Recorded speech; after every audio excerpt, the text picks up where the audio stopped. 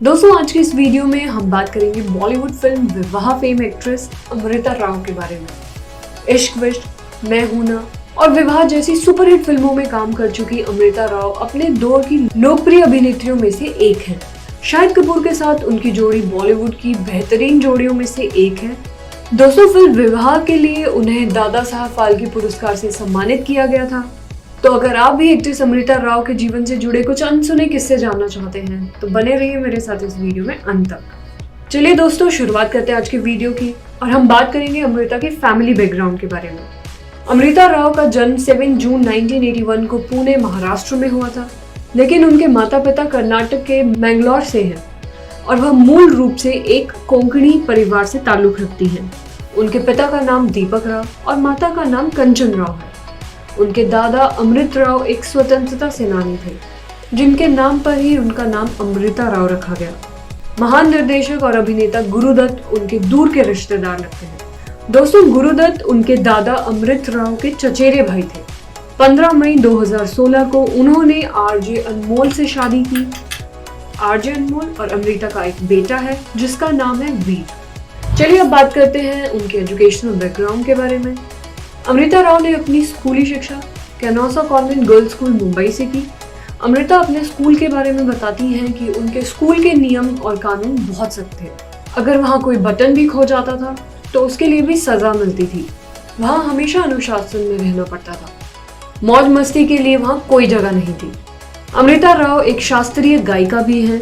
उन्होंने अपने स्कूल के दिनों में 3 साल तक शास्त्रीय गायन का प्रशिक्षण लिया था। उन्होंने अपने कॉलेज के दिनों में अपनी बहन कृतिका राव के साथ मॉडलिंग शुरू कर दी थी। चलिए दोस्तों अब बढ़ते हैं अमृता राव के करियर की ओर। अमृता ने अपने करियर की शुरुआत मॉडलिंग से की थी। उन्होंने मॉडलिंग की दुनिया में कदम तब रखा जब उन्हें फॉरएवर फेस क्रीम के विज्ञापन के लिए 60 अन्य मॉडलों में से चुना गया।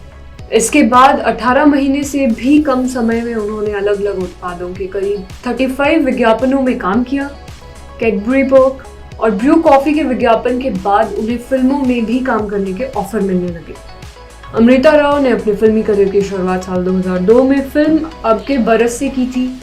इस फिल्म में उनके साथ राज बब्बर के बेटे आर्य बब्बर मुख्य भूमिका में नजर आए थे।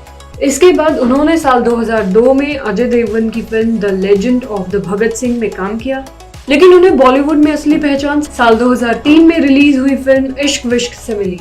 लोगों को इस फिल्म में शाहिद कपूर के साथ उनकी जोड़ी काफी पसंद आई थी। इसके बाद उन्होंने साल 2004 में रिलीज हुई फिल्म मैं हूं ना में काम किया।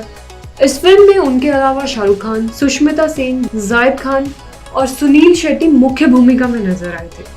यह फिल्म साल 2004 की सबसे ज्यादा कमाई करने वाली फिल्म थी।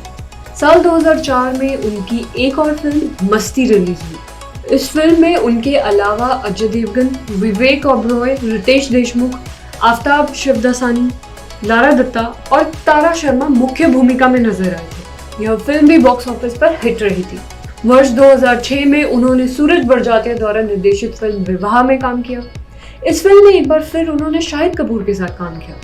उनकी जोड़ी को दर्शकों ने खूब सराहा और यह फिल्म साल 2006 की सबसे बड़ी हिट फिल्मों में से एक रही। चलिए दोस्तों अब बढ़ते हैं अमृता राव के नेटवर्थ पर। फिल्म इश्क विश्क और विवाह में अपने शानदार अभिनय से बॉलीवुड में अपनी खास पहचान बनाने वाली अमृता राव शादी के बाद फिल्मों से दूर हो गई। वह आखिरी बार बड़े पर्दे पर नवाजुद्दीन सिद्दीकी के साथ साल 2019 में रिलीज हुई फिल्म ठाकरे में नजर आई थी। इतने दिनों तक फिल्मों से दूर रहने के बावजूद भी वह आज करोड़ों की मालकिन है। रिपोर्ट्स के मुताबिक उनकी कुल नेटवर्थ करीब 20 करोड़ रुपए है। उनकी कमाई का मुख्य जरिया विज्ञापन है। इसके अलावा उनका एक YouTube चैनल है जिसका नाम couple of things Amrita Rao /RJ Anmol है, जिसके 4 लाख सब्सक्राइबर्स हैं। दोस्तों अब हम बात करेंगे अमृता राव और आरजे अनमोल की लव स्टोरी के बारे में। अमृता राव ने 2014 में किया था गुप्त विवाह। नहीं चाहती थी कि उनकी शादी की खबरों से उनके करियर पर असर पड़े। अपनी सादगी और शानदार एक्टिंग के लिए मशहूर अमृता राव और आरजे अनमोल की लव स्टोरी किसी फिल्मी कहानी से कम नहीं है। दोनों की पहली मुलाकात रेडियो स्टेशन पर हुई, जहां आरजे अनमोल रेडियो जॉकी के तौर पर काम करते थे, जबकि अमृता राव वहां इंटरव्यू देने आई थी। आरजे अनमोल ने एक्ट्रेस अमृता राव का इंटरव्यू लिया था। तभी से दोनों में दोस्ती हो गई। जहां आरजे अनमोल को अमृता की सादगी और खूबसूरती पसंद आई, वहीं अमृता को अनमोल की आवाज बहुत पसंद आई। हाल ही में संदीप माहेश्वरी के शो में दोनों ने अपनी लव स्टोरी के बारे में खुलकर बताते हुए कहा कि कैसे दोनों के बीच बातचीत शुरू हुई और किसने पहले प्रपोज किया। दरअसल आरजे अनमोल ने अमृता को रेडियो के जरिए पूरी दुनिया के सामने प्रपोज किया था। अमृता उनका प्रपोजल सुनकर चौंक गई। दोनों ने एक दूसरे को करीब 7 साल तक डेट किया और फिर दोनों शादी के बंधन में बंध गए। अब बढ़ते हैं कंट्रोवर्सीज की ओर और जानते हैं कि ऐसी कौन सी कंट्रोवर्सीज थी जिनसे जुड़ा था अमृता राव का नाम। आखिर क्यों जड़ा था ईशा देओल ने अमृता राव को थप्पड़। बॉलीवुड इंडस्ट्री में दो अभिनेत्रियों के बीच नोकझोंक आम बात है।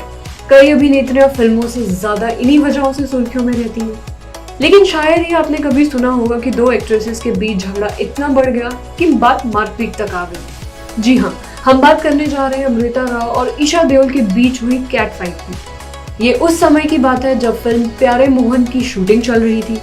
इस फिल्म के मुख्य किरदार की बात करें तो अमृता राव और ईशा देओल के अलावा विवेक ओबरॉय, फरदीन खान और बोमन ईरानी इस फिल्म में मुख्य किरदार थे। ईशा देओल ने एक इंटरव्यू में इस बात का खुलासा किया कि पैकअप के एक दिन बाद अमृता ने फिल्म के डायरेक्टर इंद्र कुमार और कैमरामैन के सामने मुझे गाली दी। इस पर मुझे भी गुस्सा आ गया और मैंने उसे एक जोरदार थप्पड़ जड़ दिया। उसे गाली नहीं देनी चाहिए थी, यह मेरे स्वाभिमान के खिलाफ है। इसलिए उस समय मैंने जो भी किया, मुझे अपने किए पर कोई पछतावा नहीं है। बाद में जब अमृता को लगा कि गाली देकर उन्होंने गलत किया है तो उन्होंने ईशा देओल से माफी मांगी। अब दोनों के बीच सब कुछ ठीक चल रहा है। दोनों पुरानी बातों को भूल चुकी हैं। फिलहाल अमृता राव और ईशा देओल दोनों ही अपनी मैरिड लाइफ में बिजी हैं। जहां अमृता राव ने साल 2016 में अपने बॉयफ्रेंड आरजे अनमोल से शादी की थी और दोनों का एक बेटा भी है जिनका नाम है वीर। वहीं ईशा देओल ने साल 2012 में अपने बॉयफ्रेंड भरत अक्तानी से शादी की थी और दोनों की 2 बेटियां हैं जिनका नाम है राधा और मिराट। बढ़ते हैं दूसरी कंट्रोवर्सी की ओर। कभी हीरोइन बनने से चूक गई तो कभी बहन बनने से कर दिया इनकार। क्या आप जानते हैं कि फिल्म वांटेड में आयशा टाकिया के रोल के लिए पहले अमृता राव को अप्रोच किया गया था, लेकिन अमृता राव के मैनेजर ने उन्हें इस बात की भनक तक नहीं लगने दी और उन्होंने कह दिया कि अमृता के पास कोई डेट खाली नहीं है। इस तरह अमृता राव सलमान खान की हीरोइन बनने से चूक गई। हाल ही में अमृता राव के पति आरजे अनमोल की किताब कपल ऑफ थिंग्स लॉन्च हुई, जिसे बॉलीवुड के बेहतरीन कपल रणवीर सिंह और दीपिका पादुकोण ने लॉन्च किया। इस किताब में अमृता राव ने अपने जीवन से जुड़े हर पहलू पर चर्चा की है। इस किताब में उन्होंने खुलासा किया कि साल 2008 में रिलीज हुई फिल्म वांटेड का ऑफर पहले उन्हें मिला था, लेकिन उनके मैनेजर ने यह बात उनसे छिपा ली थी। उन्होंने बताया कि वह हैदराबाद में एक फिल्म की शूटिंग कर रही थी, जहां उनकी मुलाकात बोनी कपूर के साथ काम करने वाले एक शख्स से हुई। उन्होंने बात करते हुए कहा कि अगर आपकी डेट्स की प्रॉब्लम नहीं होती तो आज आप हमारे साथ फिल्म वांटेड की शूटिंग कर रही होती। अमृता यह सुनकर हैरान रह गई और अमृता ने कहा, फिल्म वांटेड के लिए मुझे कब अप्रोच किया गया था? तब उस व्यक्ति ने कहा कि इस फिल्म के लिए सबसे पहले आपको अप्रोच किया गया था। मैंने ही आपके मैनेजर को फोन किया था, लेकिन आपके मैनेजर ने कहा कि आपके पास डेट्स खाली नहीं है, इसलिए फिल्म के लिए समय निकालना संभव नहीं होगा। यह सुनकर अमृता राव बहुत दुखी हुई क्योंकि उनके मैनेजर ने उन्हें इस फिल्म के ऑफर के बारे में कभी नहीं बताया था। अमृता ने कहा कि उनके मैनेजर ने मेरे अलग होने के फैसले को काफी नेगेटिव तरीके से लिया और ऐसा करके उन्होंने मुझसे बदला लिया। बाद में साल 2016 में फिल्म प्रेम रतन धन पायो में उन्हें सलमान खान की बहन की भूमिका की पेशकश की गई थी, लेकिन उन्होंने यह कहकर इस फिल्म में काम करने से इनकार कर दिया कि मुझे सलमान खान की बहन की भूमिका निभाने में कोई दिलचस्पी नहीं है। चलिए दोस्तों, अब अंत में बात करेंगे कुछ ऐसे अननोन फैक्ट्स के बारे में जो अमृता राव के बारे में आप नहीं जानते होंगे। उन्होंने अपना पहला विज्ञापन फॉरएवर फेस क्रीम के लिए किया था। इसके बाद उन्होंने क्लोजअप, गोदरेज नंबर 1 और फेना डिटर्जेंट जैसे कई अन्य विज्ञापनों में भी काम किया। विज्ञापन के अलावा अमृता राव कई फैशन शोज में भी रैंप वॉक कर चुकी हैं। 16 साल की उम्र में भारतीय क्रिकेटर नयन मोंगिया उनका पहला क्रश थे।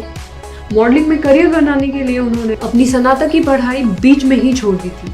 साल 2002 में वह अलीशा चिनॉय का वीडियो सॉन्ग वो प्यार मेरा वो यार मेरा में भी नजर आ चुकी है। साल 2009 में वह reality TV show perfect bride में नजर आई थी, जिसका प्रसारण स्टार प्लस पर होता था। साल 2010 में उन्होंने चंद्र प्रकाश द्विवेदी द्वारा निर्देशित film the legend of Kunal में काम किया। इस फिल्म में अमिताभ बच्चन और तब्बू मुख्य भूमिका में थे, लेकिन यह फिल्म किसी वजह से रिलीज नहीं हो पाई। साल 2016 में वह टीवी धारावाहिक मेरी आवाज ही पहचान है में कल्याणी गायकवाड़ के किरदार में नजर आई थी। साल 2006 में रिलीज हुई Hollywood film one night with the king में उन्हें काम करने का ऑफर मिला था, लेकिन किसी वजह से उन्होंने इस फिल्म में काम करने से इनकार कर दिया। माधुरी दीक्षित के बाद अमृता राव एक ऐसी एक्ट्रेस थी जिनकी पेंटिंग प्रसिद्ध चित्रकार M.F. हुसैन ने बनाई थी। अमृता राव को हिंदी के अलावा मराठी, कोंकणी और अंग्रेजी का भी ज्ञान है।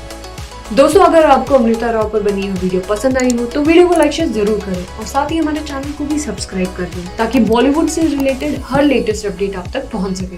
Thank you.